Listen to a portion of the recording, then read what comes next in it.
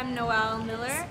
I have always been interested in women's issues and reproductive health. I used to work in an organization that kind of did sex ed and alternative forms of sexual education for girls at schools in the community.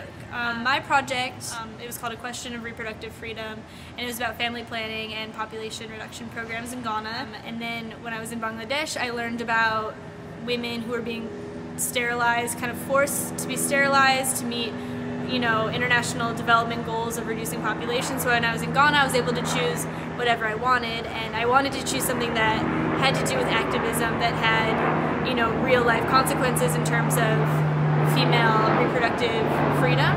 And so I did a project where I looked at different population reduction strategies, and a big component of them was family planning. Were family planning programs being used to empower women to have reproductive freedom, or were they being used to meet goals of international Western organizations who were saying, if you want to receive funding from us, if you want support from us, then you need to reduce your population? And so now I've kind of taken that back to the US and kind of applied it to different activist projects that I'm working on.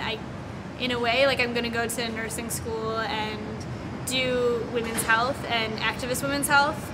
And I think it's really important, while being an undergraduate, to do independent research projects that have an activist component that are very specific to one's interests.